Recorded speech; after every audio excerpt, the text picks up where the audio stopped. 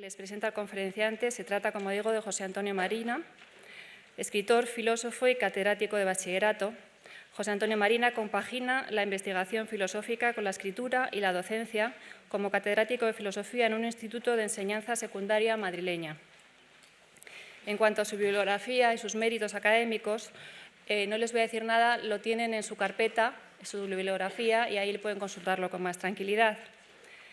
Por su enorme experiencia en los temas educativos, además de por ser su campo de estudio todo lo relativo a la psicología genética, la formación y la inteligencia, creemos que es la persona idónea para abordar el tema del papel de la educación desde el museo. ¿Cómo debe ser la formación artística? ¿Cómo se desarrolla la inteligencia desde la sensibilidad? ¿Qué función debe cumplir los museos desde el punto de vista pedagógico? Estos son los temas que queremos plantear y que esperamos que nos ayudará a resolver José Antonio Marina. Muchas gracias.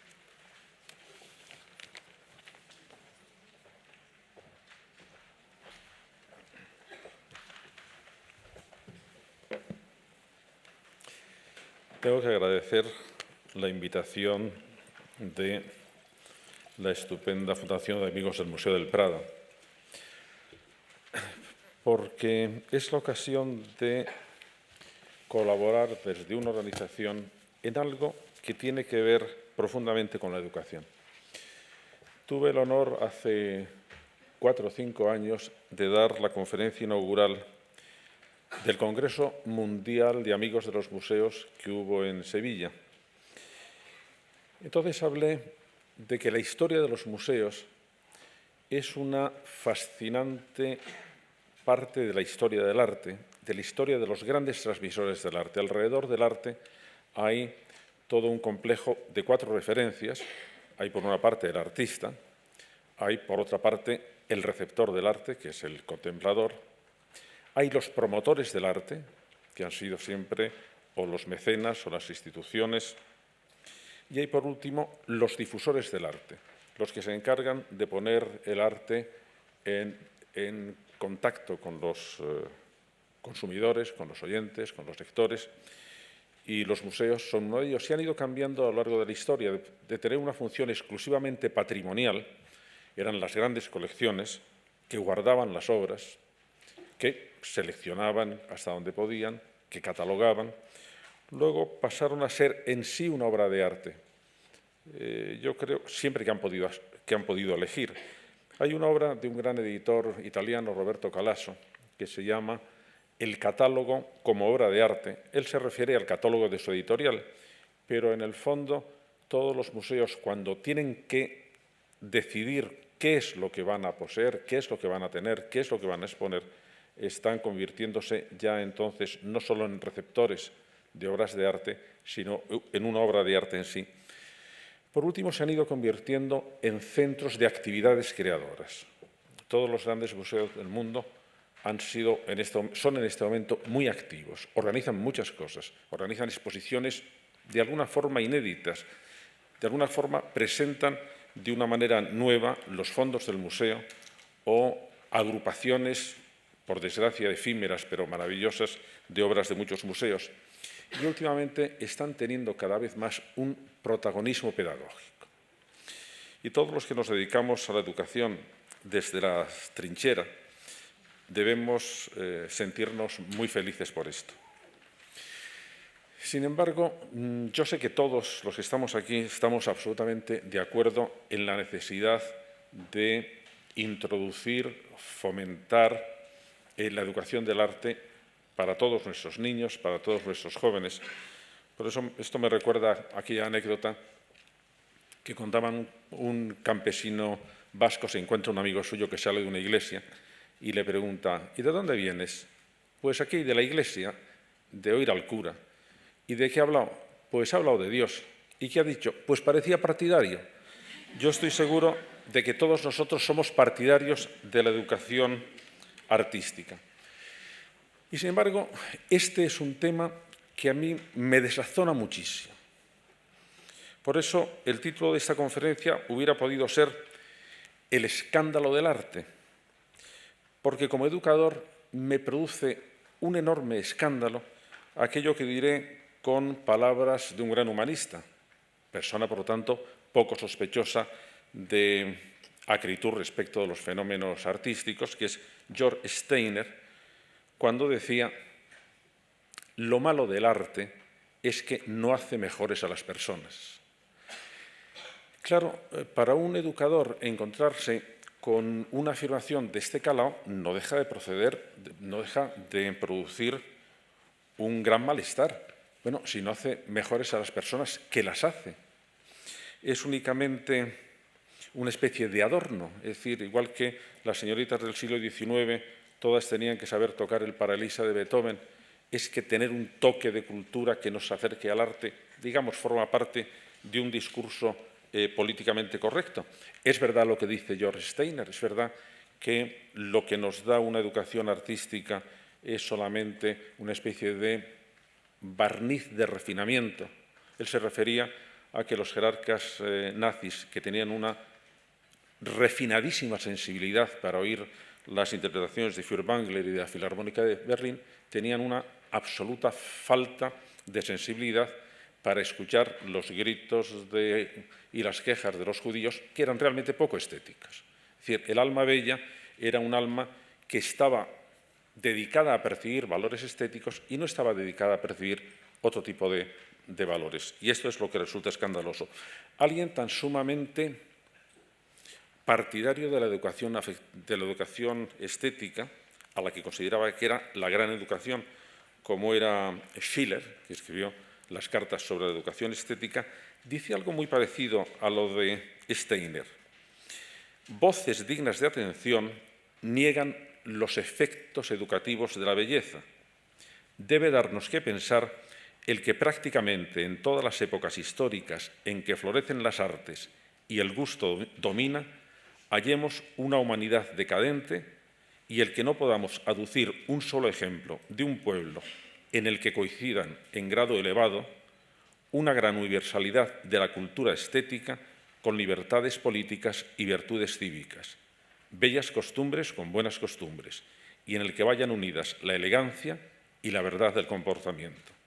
La Florencia de los Médicis es un caso claro. Yo recuerdo una película que sin duda ustedes habrán visto, que era El tercer hombre, en que el protagonista, que es un sinvergüenza redomado, está mirando desde lo alto de la gran noria de Viena, bueno, unos puntitos negros que dice, bueno, esos creo que son seres humanos.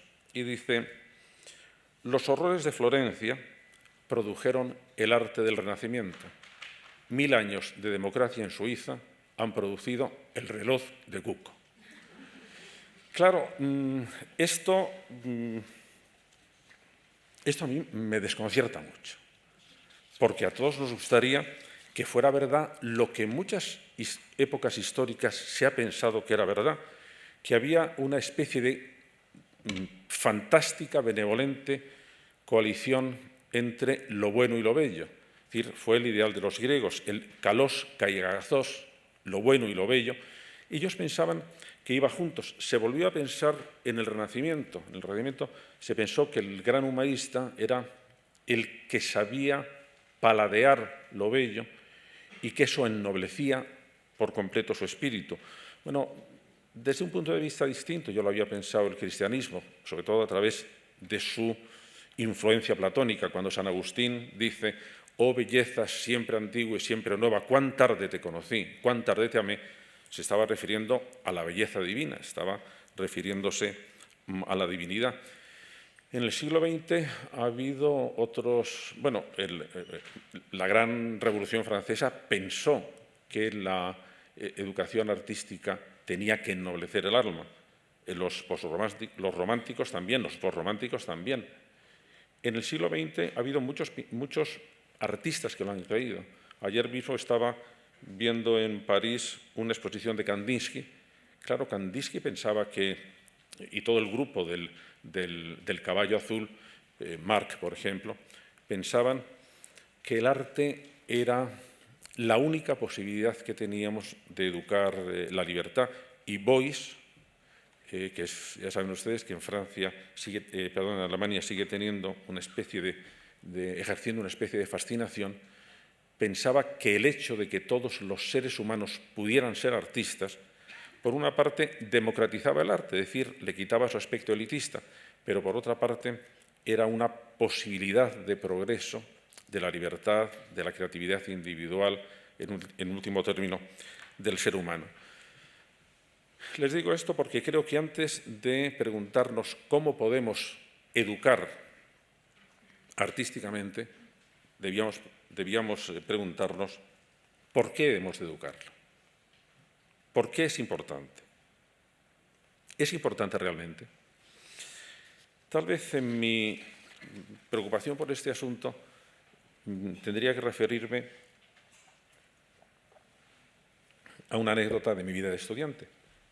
Yo fui muy buen estudiante hasta el tercer año de carrera, en que sufrí tal fascinación por el teatro que dejé los estudios y durante un par de años no me dediqué nada más que al teatro.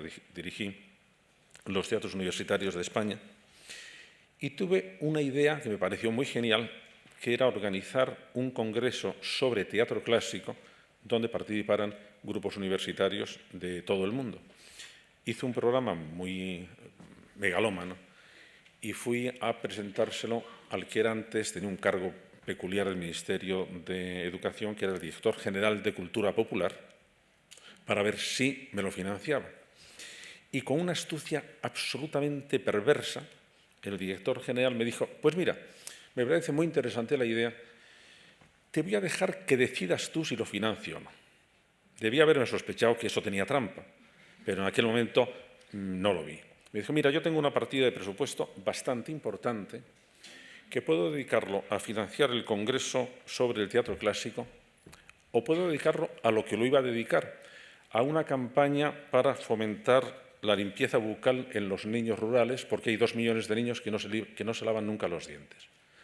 ¿A qué te parece que lo dediquemos? Bueno, tuvo que decir que, sin duda alguna, la higiene bucal era más importante, pero me fastidió mucho tenerlo que reconocer. Pero yo creo que desde entonces tengo una especie de idea conflictiva de la cultura, que creo que muchas veces la cultura se ha metido en un elitismo del que no sabemos cómo sacarlo. Bueno, por eso he querido titular la conferencia «La educación de la sensibilidad». El lenguaje es maravilloso y el lenguaje, cuando analiza todo lo que tiene que ver con los sentimientos, es doblemente maravilloso. Su capacidad de análisis es colosal. Fíjense, el lenguaje nos enseña que hay personas sensibles, sensibleras, sentimentales e insensibles. O sea, ya tenemos 4 tipos de personas o 4 tipos de actitudes que tienen que ver con los sentimientos. ¿Qué es una persona sensible? Una persona sensible es la que tiene los sentimientos adecuados a la situación o a los valores. Esa es, digamos, la que tiene la gran prudencia del sentimiento. Hay otras 2 palabras que indican los excesos del sentimiento, que son los sensibleros, las personas sensibleras, o sentimentales. Los sentimentales porque dejan al sentimiento mayor lugar dentro de su dinamismo dentro de su dinamismo intelectual del que debería tener, y el sensiblero porque desajusta su respuesta afectiva a la importancia de los valores. Es decir, el sensiblero es que se conmueve con cualquier cosa, da lo mismo lo que sea, teniendo en cuenta que, como decía Virginia Woolf, a los seres humanos les gusta sentir, sea lo que sea. Bueno, el sensiblero se dedica a sentir, digamos, haciendo horas extraordinarias. Entonces tiene una especie como de hipertrofia del sentimiento y no podemos fiarnos mucho de él. El insensible es el que no es capaz de conmoverse afectivamente ante la presencia de los valores y, por tanto, tiene una especie de dureza de corazón, tiene una especie de cerrazón ante los valores que es tan sumamente inhumano que Santo Tomás de Aquino, curiosamente, en la Suma Teológica, dedica un capítulo entero a decir por qué la insensibilidad, que él la define como la incapacidad de disfrutar de lo sensible o de interesarse por ello, es un vicio capital. Porque creía entonces que la insensibilidad lo que producía era un endurecimiento de toda nuestra capacidad de percibir lo valioso de las cosas, y eso desde el punto de vista teológico, en que el valor de las cosas hay que tener en cuenta que estamos en la época también de San Francisco de Asís, descubrir el valor de las cosas era descubrir el vestigio de Dios en las cosas, a Santo Tomás de Aquino le parecía que era realmente un pecado que engendraba muchos otros pecados y que por eso era capital. ¿Por qué? Porque el corazón empedernido era incapaz de amar. Y esta incapacidad esta momificación de la afectividad, esta incapacidad de armonizar con la presencia de valores, le parecía que era un desajuste realmente antinatural. Por lo tanto, la educación de la sensibilidad debe tener como objetivo enseñarnos a valorar todo lo valioso y también enseñarnos a despreciar todo lo despreciable. Nuestro Baltasar Gracián, que era un pesado, pero sin embargo tuvo algunas agudezas que hicieron época en Europa. Es curioso en la influencia educativa que tuvo Gracián en Europa, y una de ellas fue porque consideraba que la finalidad de la educación era educar el gusto. Educar el gusto pasó a todo el sistema educativo europeo, sobre todo en Alemania, y consideraba que formar el gusto era fundamentalmente la capacidad de degustar lo bueno. Era hombre de calidad el que estaba en su punto al juzgar las cosas. La sensibilidad es, por lo tanto, tener los sentimientos adecuados, y estos sentimientos pueden ser morales, pueden ser estéticos, pueden ser religiosos, pueden ser políticos. Allí donde emerja un valor, emerge el sentimiento adecuado. Y si pensamos que lo que da nobleza al ser humano es su capacidad para percibir la mayor riqueza, la mayor finura, la mayor profundidad de los valores, de percibir, por ejemplo, los valores de aparición lenta, que son valores que exigen una educación también minuciosa para percibirlos.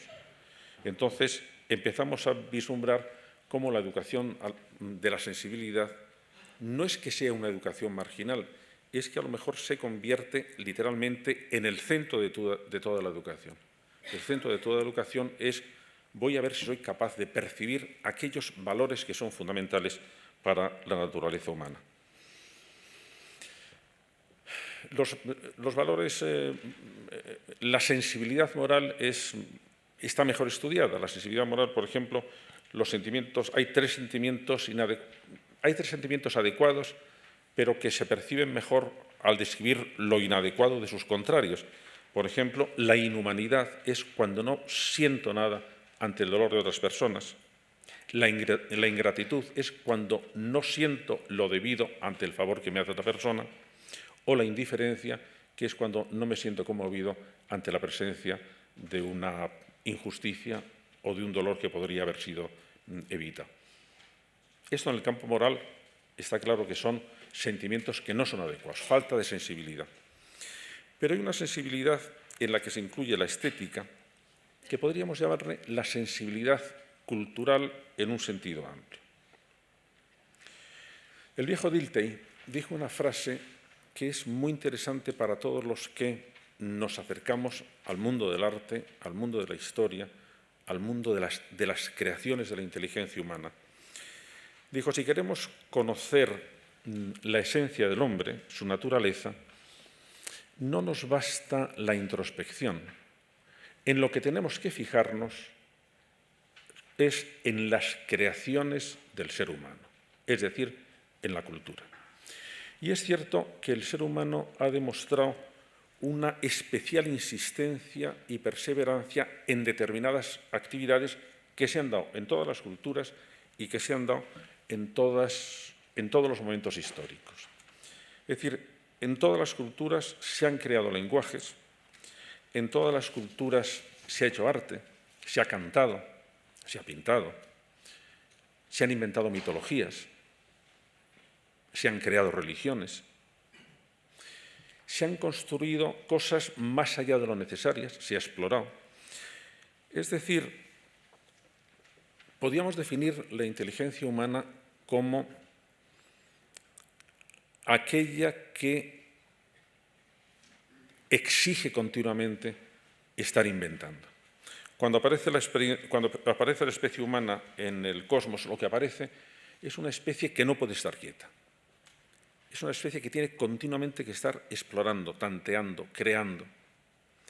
Y no sabemos por qué lo hacemos, no sabemos por qué nos emocionan ciertas cosas, por qué en todas las culturas se ha cantado, por qué unos sonidos de repente llamaron la atención de la gente.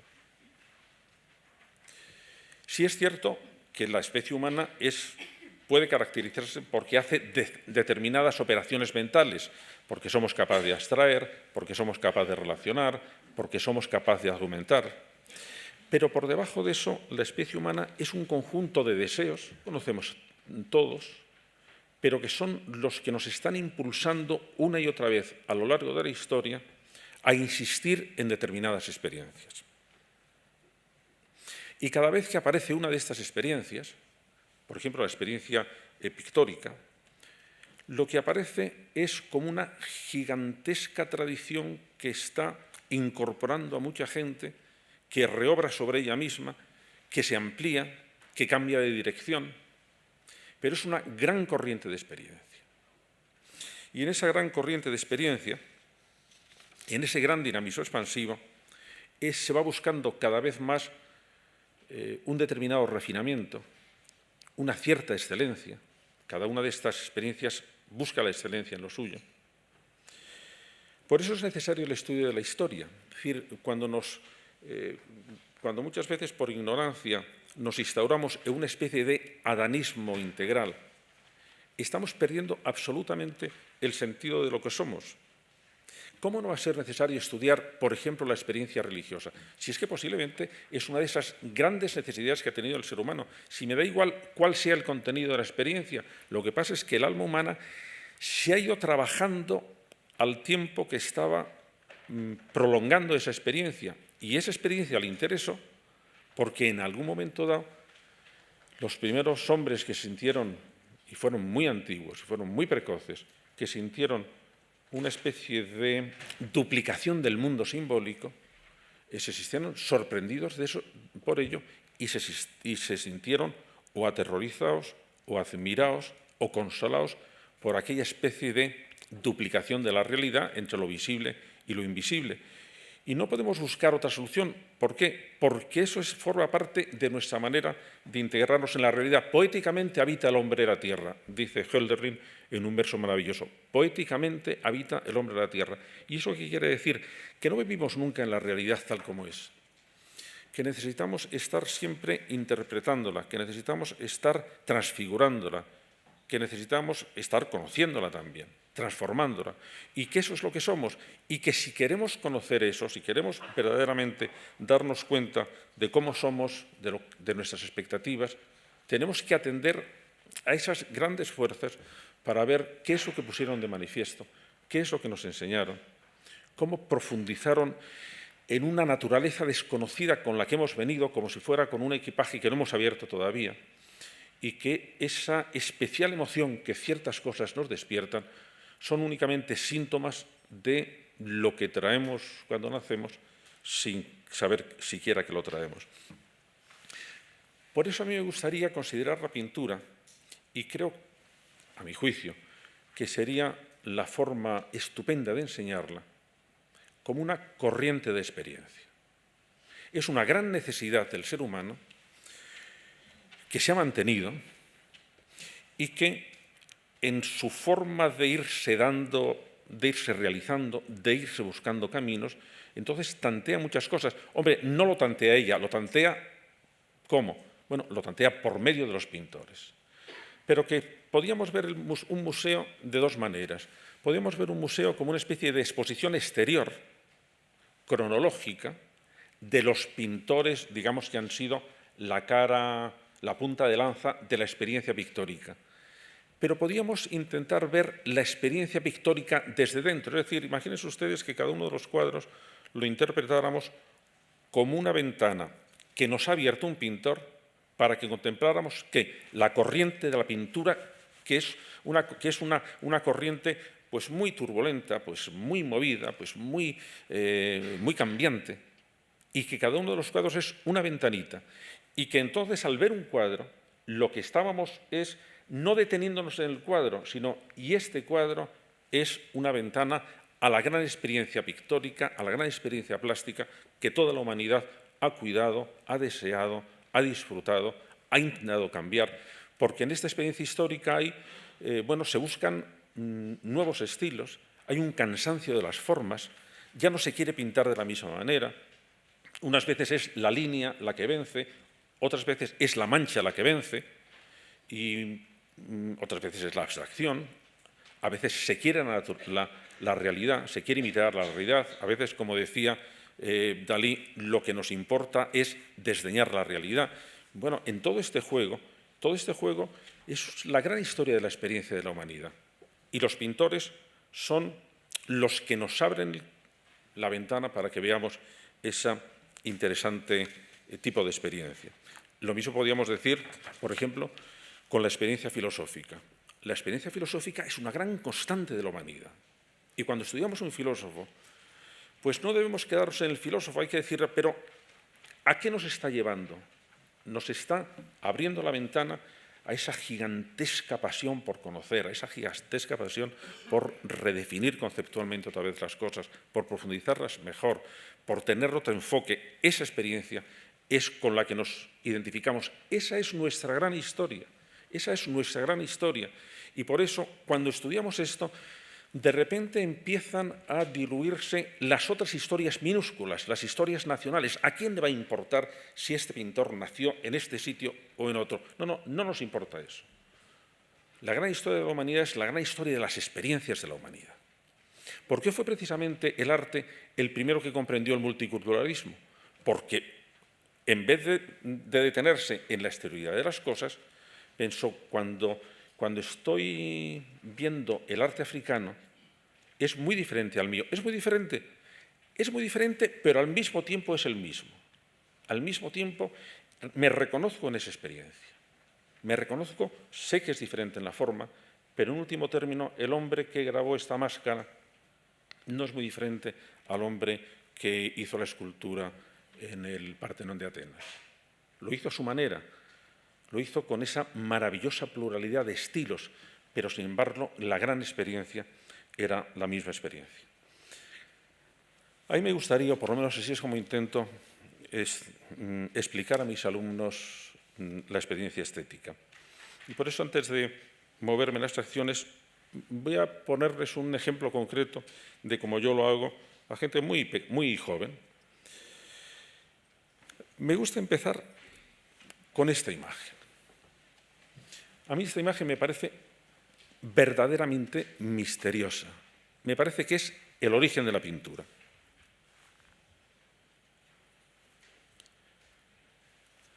En todas las cuevas prehistóricas, no en todas, en todos los lugares, desde África hasta las cuevas mucho más al norte de Europa, aparece de repente una representación parecida. Y podemos imaginar qué sintió esta persona, alguien que de una manera casual puso su mano encima de una pared rugosa y al retirarla se dio cuenta que había dejado una huella. La fascinación que debió proporcionarle esta imagen, esta representación, es lo que hizo que empezaran espectáculos como estos, a poner la mano. ¿Qué es lo que había percibido? ¿Por qué le emocionó esto a nuestro antepasado? Yo no tengo ni idea, pero ahí está el descubrimiento de que los seres humanos tenían un deseo de imágenes, un deseo de representación, y que cuando casualmente lo descubrieron, se desató un dinamismo que ha permanecido hasta ahora. Los seres humanos empezaron a darse cuenta de que la representación era una fuente de emoción intensa y controlada, que es lo que es la experiencia estética. Una fuente de emociones intensas, agradables y controladas. Pero fijaros, por ejemplo, que el niño siente la necesidad de dibujar desde que es muy pequeño. ¿Por qué razón? Pues por lo mismo. porque descubre de repente que al hacer esos garabatos está sintiendo algún tipo de placer. Por cierto, ¿por qué todos los niños a los 3 años, todos los niños del mundo, de cualquier cultura, a los 3 años empiezan a hacer preguntas?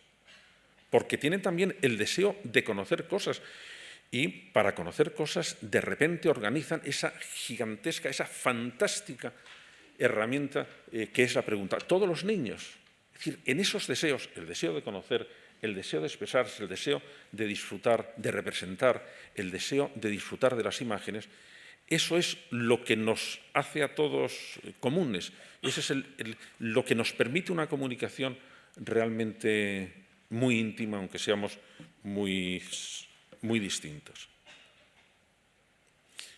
Los dibujos de todos los niños se parecen, los dibujos de todos los hombres prehistóricos se parecen. Este, claro está, no es un dibujo de niño, o sí es un dibujo de niño. No, es un dibujo de Miró. ¿Qué pasa con el dibujo de Miró? Que para comprender el dibujo de Miró hay que comprender toda la experiencia de la pintura desde dentro. Y si no, es una bobada. Cuando muchas personas dicen, pero bueno, si Picasso pinta como un niño, efectivamente, pinta como un niño. Sí, pinta como un niño después de 3.000 años de pintura. ¿Y eso qué quiere decir? Que para entender lo que ha pasado, tenemos que entender por qué esa experiencia tan grande se ha añeado de repente, se ha infantilizado de repente, por qué ha habido el aburrimiento de formas más elaboradas de arte, de formas más académicas de pintura. ¿Por qué les debió dar de repente la impresión, si es que ya está hecho todo? ¿Por dónde salimos ahora? Porque el impulso de que había que ampliar la experiencia era uno de los componentes verdaderamente importantes de la experiencia. Fijaos, por ejemplo, cuando vemos las relaciones que tiene la inteligencia con la realidad, hay una relación que los filósofos medievales decían subratione veritatis, es decir, yo me relaciono con la realidad porque quiero conocerla, y otra que era subratione delectabilis. Bueno, veo la realidad como fuente de delectación, como fuente de gozo. Y entonces decían que eso hacía que la contemplación de la realidad fuera desde dos actitudes distintas. En una, lo que queremos es conocer la realidad, en otras, lo que queremos es percibir lo atractivo que tiene la realidad. Y que eso daba origen a otro tipo de experiencia. Y que esa experiencia, todo lo agradable, lo que despertaba era el deseo. Pero aparecía un momento en la gran marcha de la sensibilidad humana en que se podía contemplar un objeto de deseo sin deseo. Es decir, un objeto de deseo sin ánimo de posesión, por ejemplo. Entonces, el contemplador lo que hace es mantener frente a sí el objeto bello porque ya no quiere dominarlo. No, lo que quiere es verlo. Lo que desea es precisamente verlo. Hay un poema de Rilke maravilloso, uno de los requiems, que es requiem a una pintora, a Paula Modersohn-Becker. Es una pintora que pintaba bodegones y pintaba desnudos. Y dice lo siguiente: eso lo entendías. Frutas plenas las ponías en fuentes ante ti y medías su peso con colores. Y como frutas viste a las mujeres y a los niños lo mismo, desde dentro, movidos a su forma de existir. Piensen ustedes en Cézanne. Movidos a su forma de existir, y al fin también te viste como fruta, te mondaste de tus vestidos, puesta ante el espejo en que te hundías hasta la mirada, dejada enfrente y sin decir yo soy, sino esto es. Y termina, tan sin deseo fue al fin tu mirada, y tan sin nada, tan de veras pobre, que no te deseó ni a ti. Era santa. Es decir, la contemplación, lo que nos está diciendo Rilke es que de repente en la contemplación de la belleza la codicia desaparece. La belleza la definían los clásicos como quod visa placet, aquello que al verse agrada. Es decir, lo que nos permite mantener el placer de la mirada sin dar un paso más allá, que es el placer de la codicia, de la posesión. Es decir, lo relacionaban con la epifanía.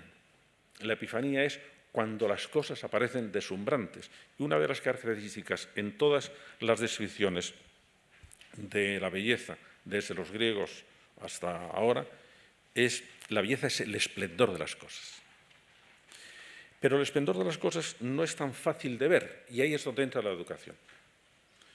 Lo que hace la sensibilidad del artista es que es capaz de ver el esplendor de las cosas cuando otros no ven nada. En eso también Rilke lo aclara en un poema. Y cuando sepa mucho,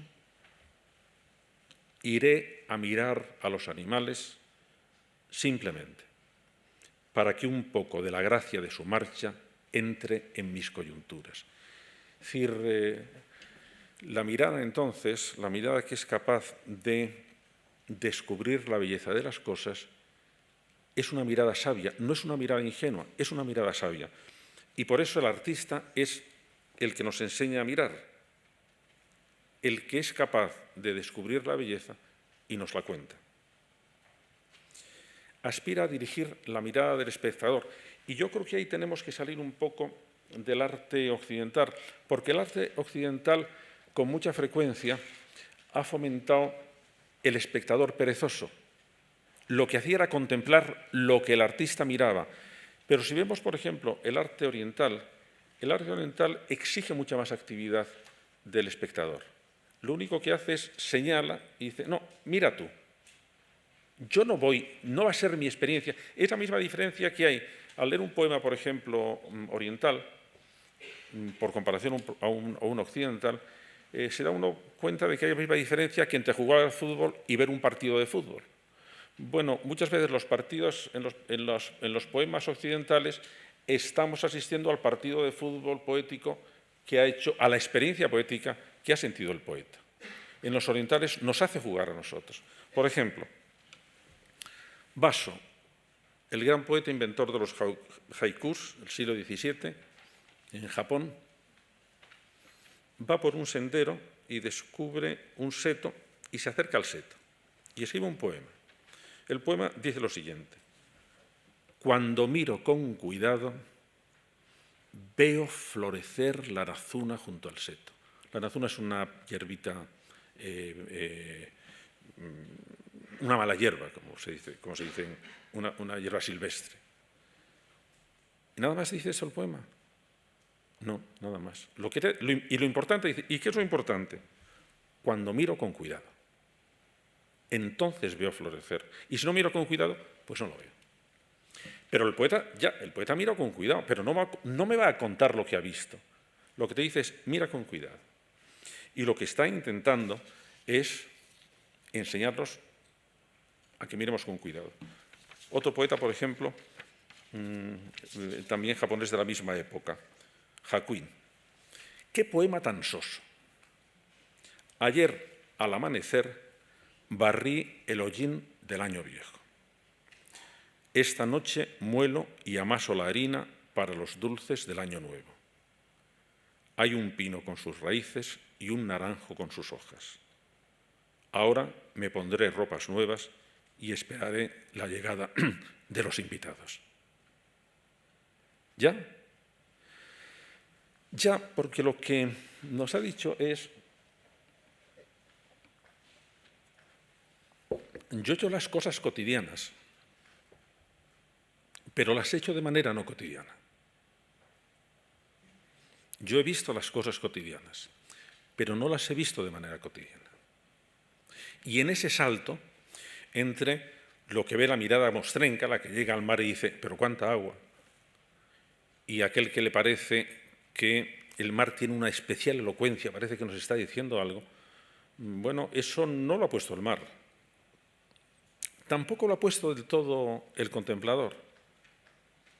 Lo que lo ha puesto es una especial conjunción del contemplador que ha sabido transfigurar poéticamente el mar que estaba viendo. Y a mí esto es lo que me interesa que mis alumnos aprendan. No me interesa que aprendan lo que ha visto Quevedo. No, me interesa que Quevedo les enseñe a descubrir que soy un fui y un seré y un escansado. No, pero que lo vean ellos, o que fueran que polvo serán, más polvo enamorado, que vean algo, pero que lo vean ellos. Y que lo único que sea Quevedo es, bueno, pues una especie de Cicerón que les está llegando. Que les está llevando a que ellos descubran, bueno, los pequeños o grandes tesoros que hay en las cosas, que vean las bellezas escondidas que hay, que les enseñen a mirar de otra manera. ¿Por qué? Porque la gente se aburre sobre todo de aburrimiento. La gente se muere sobre todo de aburrimiento. Y lo que produce el sentimiento de euforia de la experiencia estética, que es un sentimiento de euforia, que es un sentimiento como de alivio, de ligereza, aunque sea muy triste la experiencia que está contando, sale uno como ascendiendo. Lo que nos da es, mira, las cosas no son tan pelmas como parece. Hay una manera de verlas de otra manera. Hay una manera de entenderlas de otra manera, de dibujarlas de otra manera, de contarlas de otra manera, de cantarlas de otra manera. Y las podemos poner en buena forma. Y bueno, en el momento que los seres humanos nos interpretamos como somos los que ponemos en buena forma las cosas, bueno, nos aparece una misión muy interesante que ya no es estrictamente estética. ¿Por qué? Porque la buena forma se da en muchas cosas, en las relaciones humanas, en la manera de sentir, en la manera de valorar, en la manera de construir, en la manera de resolver conflictos. No, voy a ponerme en buena forma. Vamos a poner esto en buena forma. Vamos a poner nuestro amor en buena forma. Y, bueno, vamos a convertirlo en una relación estética. ¿Y eso que necesita? Talento creador. Ahí está. La experiencia estética no es la experiencia de cómo otros han creado. Es que lo que otros han creado nos anima. ¿Y si yo pudiera hacerlo también? ¿Y si yo también pudiera sentir esta experiencia, que también es una experiencia típica de la experiencia estética? Es que el mundo parece que podía ser más perfecto, de otra manera, más brillante. Cuando vemos un cuadro pintado, cuando vemos un ciprés pintado por Van Gogh, bueno, la diferencia que hay entre el ciprés real y el ciprés de Van Gogh, ¿qué es? Van Gogh. La capacidad, la libertad de Van Gogh, que ha sido capaz de hacer con muy poquita cosa una gran cosa. Es decir, lo que puede hacer, por ejemplo, un dibujante con un lápiz, bueno, es realmente fantástico. Pero otra vez va a dibujar esto, lo voy a dibujar de otra manera. Hay en la experiencia estética una especie, lo dijo Baudelaire dijo, yo estoy seguro, cuando siento la belleza, de que hay en mí algo de inmortal. Estoy en contacto con una realidad que no sé si existe o no, pero que sería muy deseable que existiera. Y cuando yo a mis chicos, a mis alumnos, les digo, eso que sentís, por ejemplo, cuando sentís la música de Michael Jackson, ¿qué es?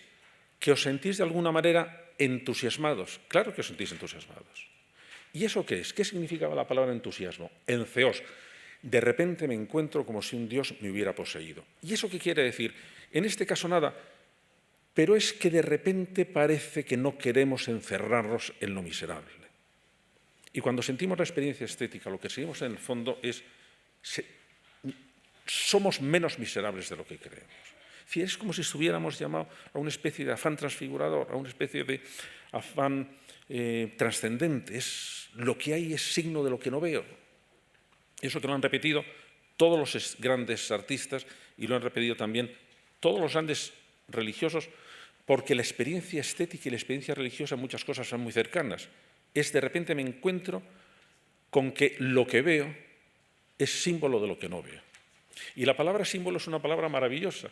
Símbolo era una moneda que se rompía, para que sirviera de contraseña cuando las dos se entregaban una a una persona y cuando se encontraban, si casaban la moneda, se reconocían. Bueno, un símbolo es cuando lo que veo me parece que está esperando otra media moneda, que no sé si existe, no sé si la tienen, pero hace que no nos encastillemos en la mediocridad. Lo que hay en toda la historia de la experiencia estética es una historia de excelencia, es una historia de la superación. Por eso yo no perdono a una parte importante de pseudoartistas contemporáneos el que sean artistas perezosos, precipitados y que estén pensando que, movidos por una espontaneidad a la que dan un valor que no merece, todo vale. No, el arte ha sido siempre la experiencia de voy a ver si afino más, voy a ver si llego más lejos, voy a ver si consigo hacerlo de otra manera, voy a ver si me perfecciono, voy a ver si perfecciono la pintura. No, esta especie, por ejemplo, de empezar de cero, el catálogo de una exposición en el Pompidou. El arte no tiene historia. Eso es una imbecilidad. Si el arte no tiene historia, el arte es una bobada.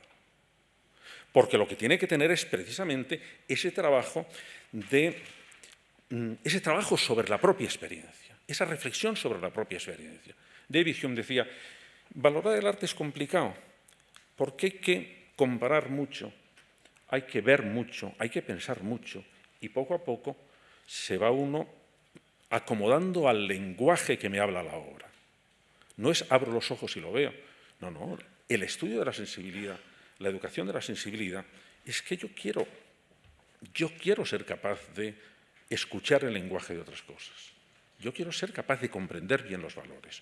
Yo voy a hacer sobre mí ese trabajo de aguzar mis antenas para comprender lo que pasa. Y si no soy un torpe, si no soy un bárbaro, si no soy un inarticulado. Y cuando estamos hablando de la educación de la sensibilidad, lo que nos estamos oponiendo es a la barbarie, o a la simplicidad, o a la torpeza. Y yo creo que estos son valores especialmente importantes para la educación. Hay un autor que a mí me gusta, y voy a leeros un trozo un poco largo, pero todavía tengo tiempo, que me han dicho que termine pronto, porque vais muy justos de tiempo.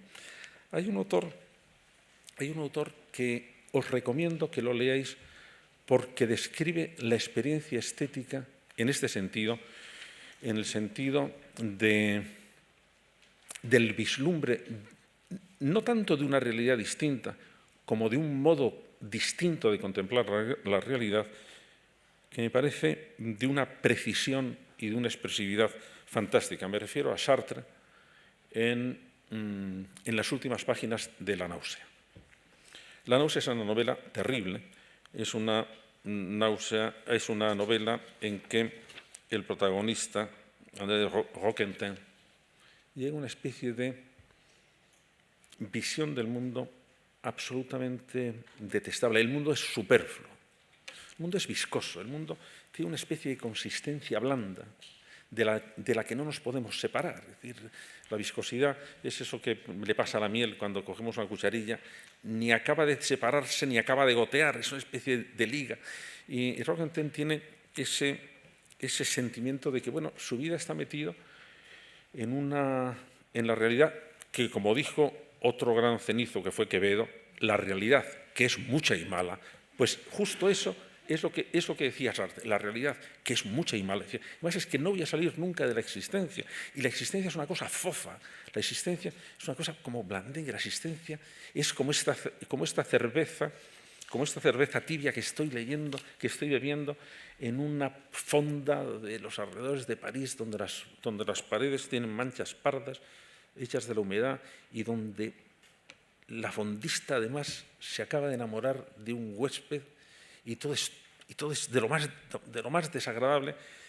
Entonces él está pensando en suicidarse. Dice, bueno, tengo 30 años y voy a seguir así.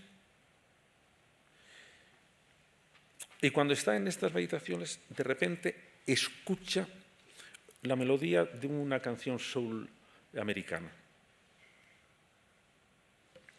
Voy a leer el texto. En ese momento suena un disco. Antes de la música, a mi alrededor todos los objetos estaban hechos de la misma materia que yo. de una especie de sufrimiento fofo. El mundo era tan feo afuera, tan feos los vasos sucios sobre las mesas y las manchas pardas en el espejo y el delantal de Madeleine y el aire amable del gordo enamorado de la patrona, tan fea la existencia misma del mundo que me sentía cómodo, en familia. Ahora está el canto del saxofón y me avergüenzo. Acaba de nacer un pequeño padecimiento glorioso. 4 notas de saxofón van y vienen como si dijeran: hay que hacer como nosotros, padecer con ritmo. Veo claro en el aparente desorden de mi vida. En el fondo de todas esas tentativas que parecían sin relación, encuentro el mismo deseo: arrojar fuera de mí la existencia, vaciar los instantes de grasa, torcerlos, desecarlos, purificarme, endurecerme, para dar al fin el sonido neto y preciso. Hasta podría escribir un apólogo. Era una vez un pobre tipo que se había equivocado de mundo. Existía, como la otra gente, en el mundo de los jardines públicos, de los cafés, de los centros comerciales, y quería persuadirse de que vivía en otra parte, detrás de las telas de los cuadros, con los dux de Tintoretto, con los graves florentinos de Gozzoli, detrás de las páginas de los libros, con Fabricio del Dongo y Julián Sauret. Y después de hacer el imbécil, comprendió, abrió los ojos, vio que había sido un error. Estaba en una taberna con un vaso de cerveza tibia. Permaneció abrumado en el asiento. Pensó: soy un imbécil. Y en ese preciso momento, del otro lado de la existencia, en aquel mundo que puede verse de lejos, pero sin alcanzarlo nunca, una pequeña melodía se puso a danzar y a cantar: haz como yo. Hay que padecer con ritmo. Siento que algo me roza tímidamente y no me atrevo a moverme por temor que se me vaya. Algo que yo no conocía, una especie de alegría. ¿No podría yo intentarlo? Podría escribir una historia que no pueda suceder, una aventura. Tendría que ser bella y dura como el acero y que avergonzara a la gente de su existencia. Es decir, lo que de repente le está pasando a Roquentin es: se ha encontrado con una posibilidad mejor. Él lo interpreta como: he escuchado una música que era una especie como de anuncio de otro mundo. No sé dónde está ese mundo, pero lo que le dan ganas a Roquentin es: ¿y si yo lo intentara? Es decir, ¿y si yo intentara salir de la mediocridad y si intentara ir en esa búsqueda de la excelencia, que es la gran llamada del arte, que es la gran llamada de los valores, que es: no podría yo transfigurar las cosas? Vistas así las cosas, la educación de la sensibilidad es una educación para una libertad creadora. Es una llamada a la excelencia. Por eso me parece importante que nuestros alumnos sientan esto, que nuestros chicos sientan esto, que se den cuenta de que ellos también están llamados, sin duda alguna, a una vida noble, a una vida cómoda, pero también a una vida noble. Que aprendan que es necesario una cierta sabiduría para comprender las cosas, que es necesario una cierta paciencia, en la que consiste el aprender. Hay una frase que dice Van Gogh, que a mí me emociona mucho. Se la escribe a su hermano Theo y le dice muy entusiasmado: hoy he leído una verdadera frase de artista. Era una frase que había dicho Gustavo Doré. Y la frase de artista, esa frase que a un pintor que nos parece tan sumamente arrebatado como Van Gogh le emociona, es la siguiente: tengo la paciencia de un buey. Y eso le parece una frase de artista. Y él luego lo explica. Él quería dibujar y no sabía dibujar. Y entonces cuenta: yo sé el dibujo que tengo en la cabeza. No lo sé hacer. Lo voy a dibujar 10 veces, 100 veces, 1000 veces, hasta que al fin consiga que la mano obedezca con gracia a la idea que tengo en la cabeza. Por eso no aguanto a los artistas precipitados. No, los artistas precipitados son muy poco artistas. El culto a la espontaneidad, la espontaneidad en el arte es lo mismo que la mixomatosis para el conejo. Lo mismo. Una plaga absolutamente mortal. Y así estamos viviendo desde las últimas vanguardias, estamos viviendo la repetición necia de las vanguardias y nos vuelven a contar el mismo chiste y todavía esperan que nos riamos, pero si lo he visto 40 veces. Es que como tú no has conocido la historia, no te das cuenta de hasta qué punto eres repetitivo teniendo la pretensión de ser novedoso. No hay nada más, no hay nada más repetitivo que el 80% de las exposiciones que se dan. Una exposición es parecida a otra exposición, como un huevo es parecido a otro huevo.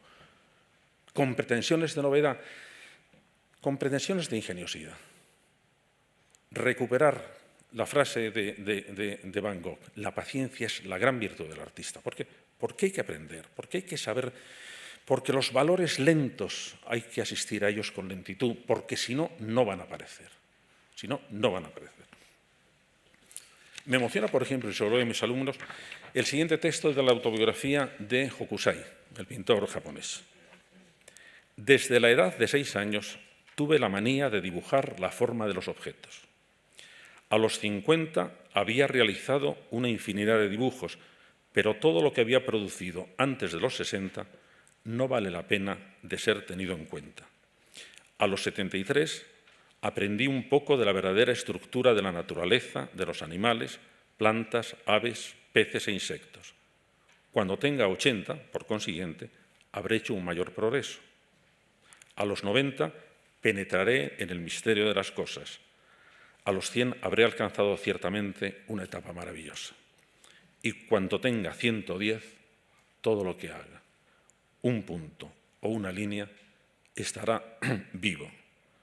Escrito a la edad de 75 años, por mí, en otro tiempo Hokusai, hoy Wakyo Rojin, el hombre anciano, loco por dibujar. A mí esto me parece de una nobleza, de una calma, que me encantaría que mis alumnos lo conocieran. Y le pongo como pintor del que debíamos aprender una gran lección para la vida cotidiana, para introducir la creatividad en nuestra vida cotidiana, porque lo necesitamos, porque cuando resulta que hablamos, y os decía, que lo que define la naturaleza humana son los grandes deseos, el deseo de relacionarse con las imágenes, el deseo de ver las cosas bellamente, el deseo de transformar lo que pensamos o lo que vemos, está dentro de cada uno de nosotros y, por lo tanto, necesitamos de alguna manera expandirlo, expresarlo, exponerlo. Y, por lo tanto, debe valer no para una exposición, sino para la vida de todos los días. A mí me gusta hablarles de Monet. Monet, cuando ya ha triunfado, se compra un jardín en Giverny. Y durante 20 años se dedica a pintar eso, los nenúfares de su lago. Y cuando le preguntaban, ¿pero no se cansa usted de pintar los nenúfares? Él contestaba muy indignado, usted no se ha enterado de nada. Usted mira un nenúfar y cree que es parecido a otro nenúfar.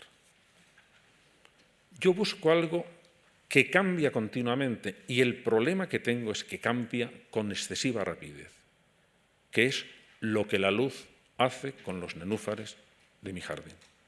Y si usted se fija en los nenúfares, se va a aburrir como una ostra, por supuesto.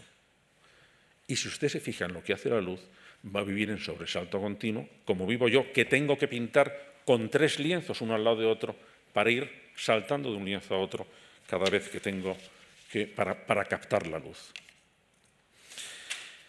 Esa especie de inagotabilidad de lo real, yo creo que es una de las grandes salvaciones, uno de los grandes caminos que el arte nos da para todos los días. Yo a todos mis alumnos, y ahora durante 15 segundos os tomo como alumnos en estricto sentido, les he recitado un poema, siempre el mismo. El poema es la Oda a la alcachofa de Pablo Neruda. Empieza así. La alcachofa ese tierno vegetal de dulce corazón se vistió de guerrero. Bueno, la metáfora es fácil de comprender porque es que efectivamente una alcachofa es como si se hubiera acorazado, como si tuviera una armadura. A mí me sorprendió que la primera vez que se lo recité a mis alumnos no lo entendieron. Luego me di cuenta de que es que solo habían visto alcachofas de lata y con las alcachofas de lata no funciona el poema. Así que a partir de entonces iba con una alcachofa en estado real a la clase y eso hizo que me llamaran el profesor de la alcachofa. A mí lo que me importa es que cuando 30 años después me encuentro uno de mis alumnos y le pregunta, oye, ¿de qué te acuerdas de la clase? Me dice, de filosofía no mucho, pero de la alcachofa. Y a mí eso me parece muchísimo más importante. ¿Por qué la alcachofa? Porque a mí lo que me interesaba es intentar despertar en ellos una manera poética de ver las cosas de todos los días. Es decir, si vamos a contarle, como se empeñan en los poetas, sobre todo románticos, que para sentir una experiencia poética hay que estar a la orilla del mar, en primavera, en el crepúsculo y enamorados, chicos, que a lo mejor no me da para tanto.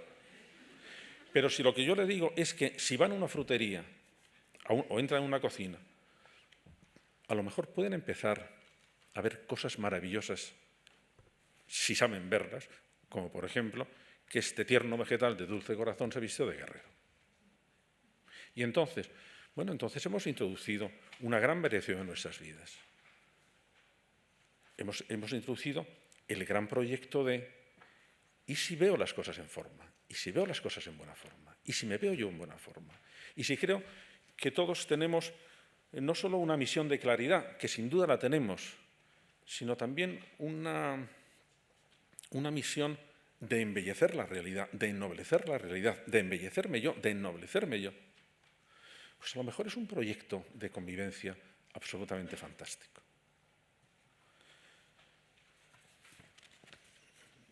También, y con eso ya termino, también me gusta explicarles a mis alumnos por qué razón estudié yo filosofía. Yo estudié filosofía por una razón estética. Cuando estaba terminando bachillerato y tenía, por lo tanto, que elegir, lo único que me emocionaba, que verdaderamente me emocionaba, era el baile. Yo lo que quería ser era bailarín, es decir, me parecía que esa especie de ligereza, esa especie de souplesse del baile, me parecía lo maravilloso. Además era un tipo de baile muy de acuerdo con la música, muy poco dramático. Me aburrían mucho los ballets rusos, esos, con unas historias tremendas. Era el baile, por ejemplo, de Fred Astaire, de Gene Kelly, de esta especie de ligereza, de que bailaban con todo, es decir, bailan con una escoba. Fred Astaire tiene un baile con una escoba que dice, vamos, qué cosa más maravillosa. Eso es lo que me gustaba. Lo que pasa es que entonces no había forma, en España no había ballet, ni escuela de ballet, ni escuela de danza, ni había nada, y entonces yo pensé, ¿y ahora qué hago? Y mientras se me ocurría algo, pues pensé que estudiar historia del arte tenía que ser, me acercaba por lo menos a la experiencia estética, aunque fuera por otro lado. Y en aquel momento, historia del arte, se estudiaba 2 cursos comunes con filosofía. De manera que entré en contacto con la filosofía porque quería ser bailarín y por todas estas cosas. Pero entonces me di cuenta de qué es lo que en el fondo me admiraba, me llenaba de euforia en la experiencia del baile. Creo que es una experiencia, para mí fue una experiencia absolutamente definitiva, absolutamente trascendental, absolutamente transfiguradora. Y por eso me gusta hablar de ello y por eso me gusta hablar mucho de ello a los alumnos. Lo que me gustaba en el baile era algo que se puede transformar, que se puede transmitir a otras experiencias, más que me parece la gran experiencia que pueden tener los seres humanos. Es la capacidad de transfigurar el esfuerzo en gracia. Es decir, cuando vemos un bailarín haciendo barra, es un espectáculo lamentable. sudan, huelen mal, les duelen los pies, están llenos de mataduras, de tiritas, se ponen unas zapatillas asquerosas, Ya. ¿Y con eso qué hace? Con eso lo que están haciendo es que cuando empiezan a bailar, parece que no tienen cuerpo, parece que no se nota el esfuerzo. Sí, el esfuerzo ha estado antes.